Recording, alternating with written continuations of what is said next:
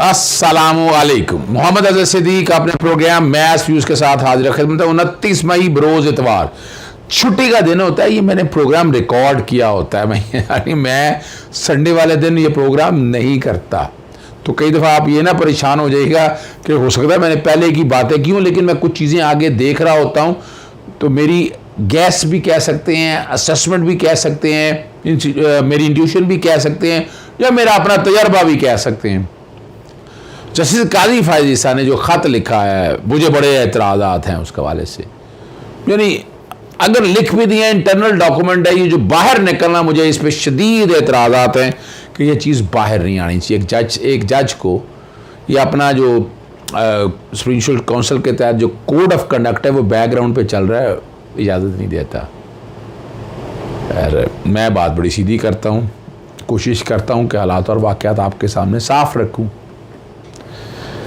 वो तो मैं बाद में बात करूँगा, लेकिन अब मैं क्या करूँ, तो मुझे अब तारीखी मैं आप लोग मुझसे तारीख जरा भूल जाते हैं, तो मैंने समझा कि मैं PLD 2022 सुप्रीम कोर्ट 119 पहले रख दूँ। ये रिव्यू पिटीशन है, 4 जजेस, justice Umar Ata Bandial, justice Munib Akhtar, ठीक है जी, और sorry justice Syed Sajjad Ali Shah, justice Munib Akhtar और जस्टिस काजी मोहम्मद अमीन ने। जस्टिस याजा फरीद ने डिसमिस कर दी पिटीशन उनकी। तो ये 5-5 के कॉन्टेक्स्ट में किसी तरह बात आती है, जस्टिस काजी फायज़ ईसा का जो अपना केस है उसके कॉन्टेक्स्ट में बात कर रहा हूँ। अच्छा, ये मैं बातें इसलिए करना चाहता हूँ, मैं बैकग्राउंड पे वो सारी चला दूँगा। इनकम टैक्स की रिटर्न्स जो हैं मिसेस सरीना ईसा के हवाले से, जो उन्होंने डिक्लेयर ही नहीं की थी प्रॉपर्टीज़, फर्स्ट टाइम इन्होंने जाके 2020 जब रेफरेंस शुरू हो गया, उसके बाद इनकम टैक्स की रिटर्न फाइल की, उस वक्त प्रॉपर्टी अपने नाम पे डिक्लेयर की। ये बेनामी कह सकते हैं आप, चूँकि थी नहीं ना पहले, तो बताई ही नहीं, सोर्स नहीं है, फंड्स नहीं है इनके पास, कैसे परचेज़ की। ये मैं नहीं कह रहा, ये इनकम टैक्स की रिपोर्ट थी जो रद्द कर दी गई थी, लेकिन ये अब ये कुछ ऐसी चीज़ें हैं जो हक़ाइक़ का हिस्सा है, रिकॉर्ड का हिस्सा है। वो बैकग्राउंड पे वो सारा चल रहा होगा। वो CMA 4824 in criminal review petition 296 of 2020, ये तकरीबन 164 सफ़े हैं, और इस 64 सफ़े में वो इनकम टैक्स की रिटर्न में वो सारी जो प्रॉपर्टीज़ की एग्जैक्ट जो है ना वैल्यू, वैसे तो 2,36,000 पाउंड पहली प्रॉपर्टी जो 2004 में ख़रीदी गई, उससे तो ताल्लुक़ नहीं, उसमें जज नहीं थे। 2,45,000 पाउंड की जो 23 मार्च 2013 को ख़रीदेगी, और 2,70,000 पाउंड जो 28 जून 2013 को ख़रीदेगी।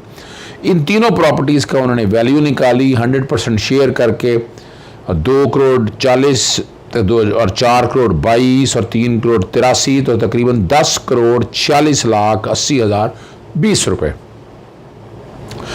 और इसके कॉरस्पॉन्डिंग उन्होंने इनकम टैक्स की रिटर्न 2007, 2008, 2009, 2010, 2011 और 2012, 2004 को एक तरफ रख दें, इन सालों में जो उन्होंने इनकम डिक्लेयर की, एक साल 9,99,000, फिर 21 लाख के करीब, तो 13 लाख के करीब, 17 लाख के करीब, तो टोटल ये कोई 93,75,931, और इस पर टैक्स 5,51,087 रुपये दिए। प्रॉपर्टीज़ नहीं डिक्लेयर की, और ये आमदन जो कह रहे थे कि बहुत ज़्यादा है, वो आमदन मिसेस सरीना ईसा की नहीं है। अब इन्हीं चीज़ों को सामने रखते हुए वो सारी बातें बताई। एक जॉइंट अकाउंट था जो डिक्लेयर नहीं किया गया, उसका भी जिक्र है। और फिर इन जो कि ये सारी की सारी जो आमदन है अपना ना जी 10 करोड़ 46 लाख 80,000 20, और इन पर टैक्स बनाया गया 3 करोड़ 58 लाख 57,507। टोटल टैक्स जो है वो 36 लाख रुपया ऑलरेडी जो दिया हुआ था वो 5,76,000, और 3 करोड़ 58 लाख रुपया, और साथ पेनल्टी अलहदा है। पेनल्टी जो है वो साथ अलहदा है। और इन चीज़ों को अगर आप सामने रख कर देखें, जो सारी पोजीशन सामने आती है, उससे बड़ी वजाहत के साथ चीज़ें हैं। ये मैं इसलिए बताता हूँ क्योंकि ये रिकॉर्ड के ऊपर हैं सारी, और इन्होंने ख़ुद अपने हाथ से इनकम टैक्स की रिटर्नें जो फाइल की हैं, उसके नीचे अगर आप डेटें देख लें, 31 जनवरी 2020 नाम हम किए हैं, ख़ुद ही इन्होंने प्रिंट करके ख़ुद ही चीज़ें साथ लगाई हैं। और इसको जब चेक किया कि इनका टैक्स जो है वो इनकम टैक्स एक्टिव था, उस 14 जो है ना जुलाई 2020 इनकम टैक्स एक्टिव हो गया था। उसको जो रिटर्न है फाइल, उससे पहले ये इनएक्टिव चला आ रहा था। और इसमें मैंने जो बातें सारी रखी थी, इनकम टैक्स रिटर्न कर दे और अगर एग्रीकल्चर डिक्लेयर कर दे, ठीक है जी, और जब आप डिक्लेयर कर दें तो फिर वो एग्रीकल्चर इनका जो है ना जी वो रिटर्न्स के मुताबिक पैसा जो है वो आपको देना पड़ता है, और फ्रॉड के अगेंस्ट लिमिटेशन रन नहीं करती है। ये वो सारी चीज़ें जो रिकॉर्ड पे मैं पहले बता चुका हूँ, बैकग्राउंड पे चल रहा हूँ। अब मैं आपके साथ आता हूँ रिव्यू का जो फैसला PLD 2022 सुप्रीम कोर्ट 119 जो है, उसकी अगर पैरा 74 में आप आ जाएं तो वहाँ टोटल सारी अपना ना जी, और उन्होंने बताया कि उन्होंने ये लिखा हुआ है इसके अंदर, the primary person for coating for his assessment order has stated इतना that FBRI acknowledged that Mrs. Issa had transferred 7,37,503 pound and $17,960 to UK between the tax year 2003 से 2013, which confirmed that she had the requisite sum of money to purchase the London properties, namely उन सारी properties का जिक्र कर रहे हैं, और साथ साथ जो बाकी चीज़ें हैं सारी, और जितने डॉक्यूमेंट सारे दिए उसमें बैंक अकाउंट्स का जिक्र किया गया, और बैंक अकाउंट जो है ना वो मिसेस सरीना ईसा और जस्टिस काजी फायद ईसा का इकट्ठा है।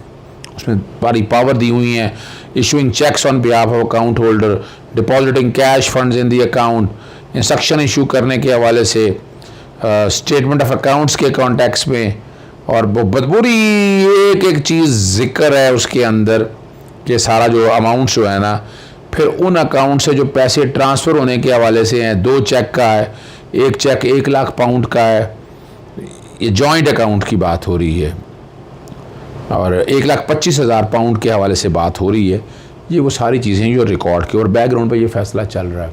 मेरा बताने का मकसद ये है कि आज तक मनी ट्रेल नहीं आया, पैसे कैसे परचेज़ किए ये भी तफसील नहीं आई, और मैं बार बार बताता हूँ आपको कि अज़हर सिद्दीक अगर स्मगलिंग करता है या करप्शन करता है, चाहे वो वकील ही सही, वो डिक्लेयर कर देता है, तो वो पैसों पे तो आपने टैक्स दे दिया, लेकिन जो वो आपने एक्शन किया, स्मगलिंग जो है ये जुर्म है, करप्शन एक जुर्म है, उसके कॉन्सिक्वेंस अपने अलहदा हैं।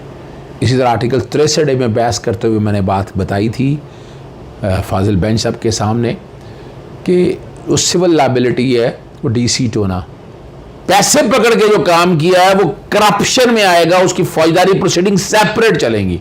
तो यहाँ भी ये बात है। मैंने ख़त लिखा था चेयरमैन नैब को, अभी तक मुझे कोई उसकी क्लैरिफिकेशन नहीं आई।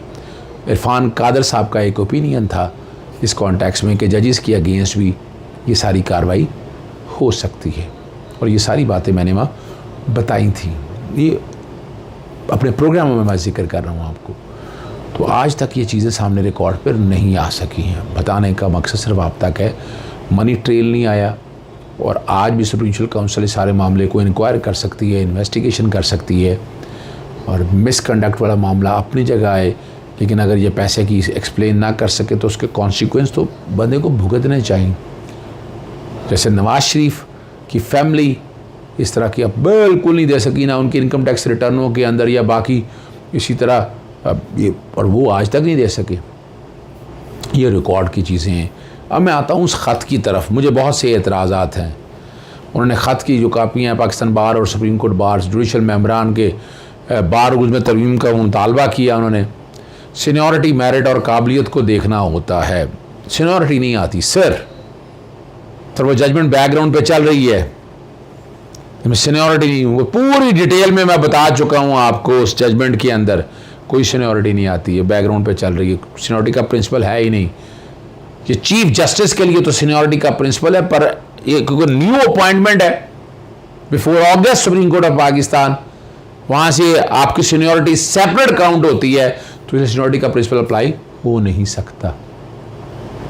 वही कि चीफ जस्टिस की जगह जूनियर जज को तैनात कर दिया गया।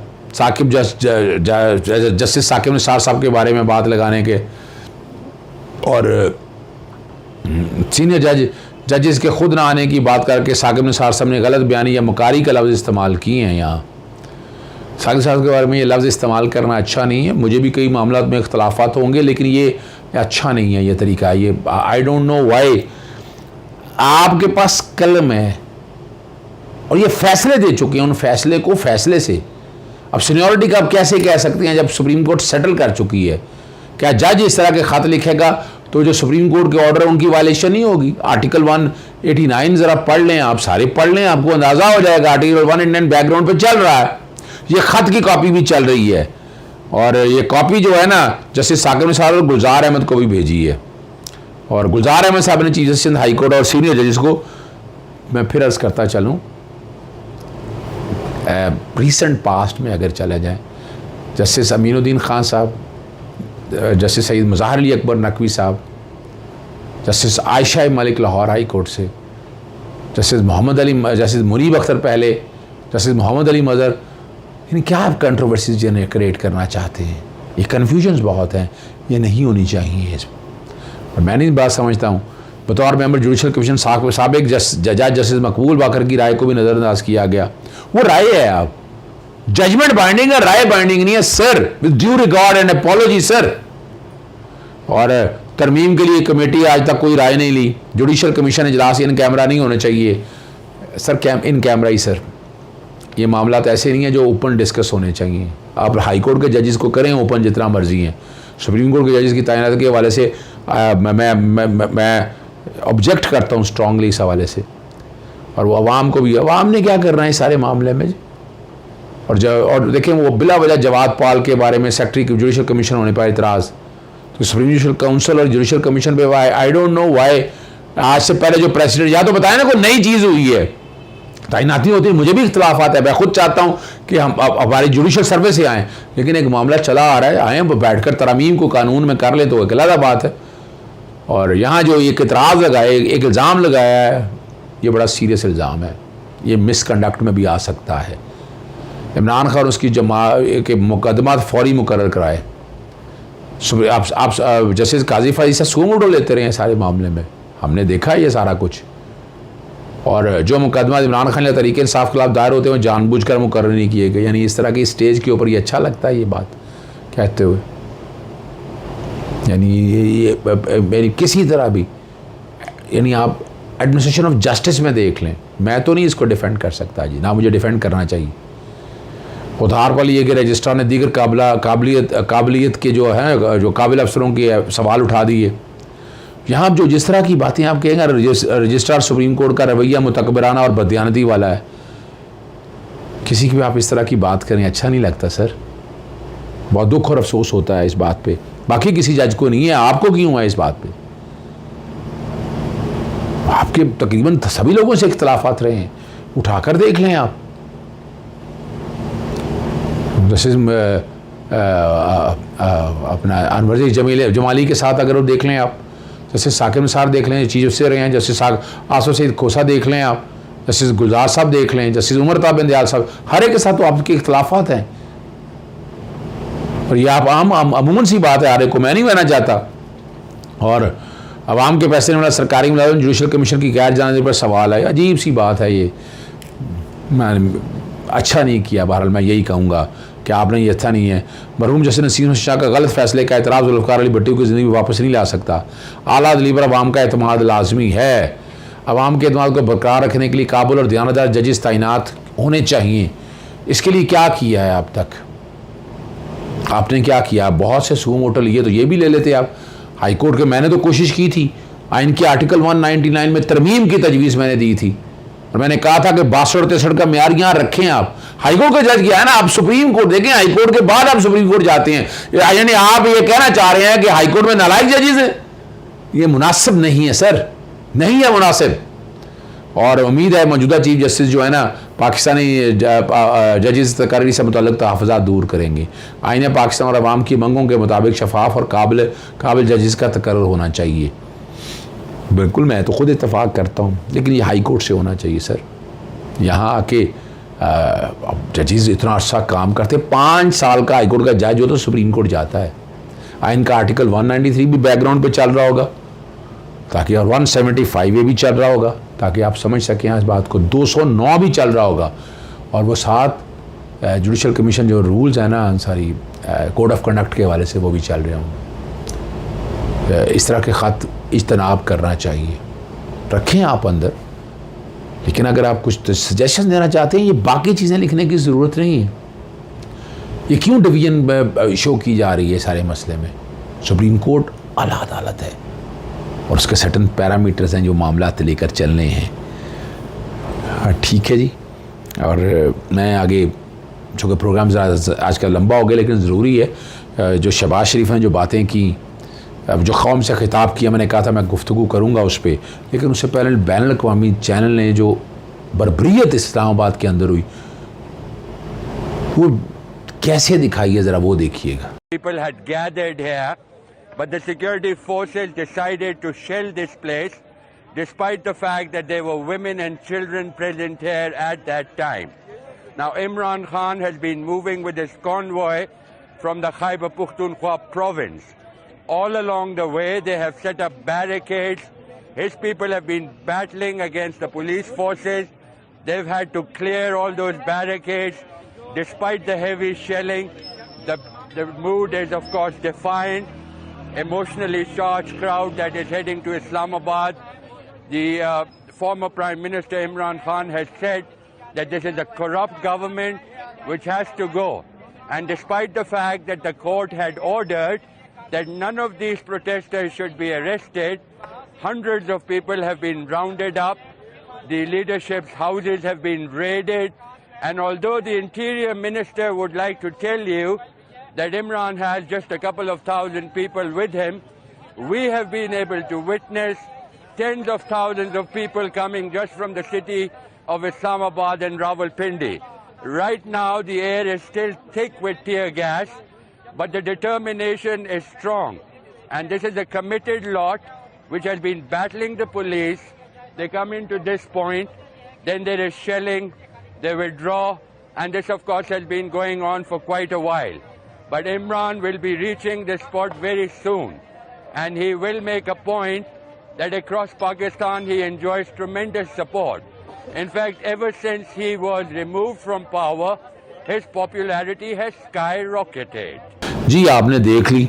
अब मैं आता हूँ उस खिताब की तरफ, यानी भगौड़े का, एब्सकॉन्डर का जिक्र किया, कायद, तो क्या इसी बुनियाद पर आपको वापस नहीं आ जाना चाहिए? आपको इस्तीफ़ा नहीं दे जाना चाहिए? वो अजीब व गरीब सी बात, ना अहल करब, यानी कहने के लिए कुछ नहीं है। मेरे अजीज़ अहल वतन, अब क्या लफ्ज़ है, यानी कोई 3 तकरीर लिखी गई थी, जाए मैं बता देता हूँ। पहली तकरीर लिखी गई थी कि असम्बलियाँ तोड़ने के हवाले से, दूसरी तकरीर लिखी गई थी कि बड़ा जुल्म और ज़्यादती हुई, तीसरी तकरीर ये लिखी गई। इतना वक्त तो आप सोचने में डिले करते रहे, लेकिन कौम देख रही है सारा कुछ, साजिश और अजीब व गरीब सी बातें हैं कि एक शख्स झूठ बोल रहा है, जिस तरह मर्जी आप इल्ज़ाम लगाते रहें इस बात के, ठीक है ना जी। और सी पैक के हवाले से अजीब व गरीब सी बातें कर रहे हैं। सी पैक में लूट मार के हवाले से मैं बहुत कुछ जानता हूँ, मैंने जिक्र करना चाहता जिस तरह आप लोगों ने लूट मार की है, चाइनीज़ कंपनी को किस तरह बेवकूफ़ बनाया है या क्या हुआ है आपके, ये छोड़ें। और फिर वो IMF के मुआहदे जो बातें मर्जी करें, डॉलर के बारे में गुफ्तगू उन्होंने की, उससे कोई ताल्लुक़ नहीं है। इनको इतना नहीं पता कर्ज़े कितने हैं, कर्ज़े किस तरह बढ़े हैं, डेट लिमिटेशन एक्ट का किसने सत्यानाश किया है, बजट का जो खसारा या तखमीना का अपना करंट का जो आपने इंपोर्ट और एक्सपोर्ट में जो डिस्पैरिटी है वो किसका कसूर है। बिजली अभी रोका था आपको, आप ले लें, आप बैठ के सर्कुलर डेट इतना है, आप लोग बढ़ाते रहे हैं सर्कुलर डेट। जब पहली दफ़ा आए थे, जिस तरह आपने ख़ास लोगों को 480 अरब रुपया बांटा था, वो सारा मेरा, मैं तो कोशिश करता रहा कि सीधी आए। पेट्रोलियम में इजाफे की बात करते हैं, पेट्रोलियम में पुरानी गवर्नमेंट ने कम से कम सेल्स टैक्स कम किया। मेरी पिटीशंस पेंडिंग है, मुझे पता है क्या कुछ होता रहा, मैं वो भूल नहीं सकता। ये रिकॉर्ड की चीज़ें हैं जो आप लोगों तक समझ आनी चाहिए, ठीक है ना जी। वरना आप तो 70% तक सेल टैक्स लेते रहें और आम आदमी की दूर भागता रहे पेट्रोल। दुनिया में कह रहे हैं आसमान से कीमतें छू रही हैं, यहाँ कम है। इसका मतलब है इमरान खान ने तो फिर कौम को दिया ना, महंगाई आप कंट्रोल नहीं कर सके, आपके पास इसके लिए भी कहने के कुछ नहीं है। पहले कीमत जान के बढ़ाई और वह शो करने के लिए अगले दिन में डाउन कर दी, उसी कीमत पे ले आए। बेवकूफ़ तो नहीं है कौम, बेवकूफ़ बनने के लिए तैयार नहीं है। आपकी इस कहानी शानी तोता मैना की कहानी को कोई नहीं है। भाई बहन अहले वतन कोई फ़र्क नहीं पड़ता इन सब चीज़ों से। ये सब अजीब व गरीब है और नफ़रतों की बात करते हैं। आप लोग ज़ुबान तो देखें जो आप इस्तेमाल करते हैं। औरतों का मुकाम आपने कहाँ दिया है? साफ़ियों को इज़्ज़त कहाँ दी है आपने तकरीम दी है? कौम को बिल्कुल नहीं दी है। जो गुंडागर्दी आपने अब की है, तो ये तकरीर का मैं पोस्टमार्टम छोटा सा किया, मैं नहीं करना चाहता, लेकिन आप लोगों की डिमांड थी। इजाज़त चाहता हूँ। अस्सलाम वालेकुम, अल्लाह हाफ़िज़, पाकिस्तान जिंदाबाद।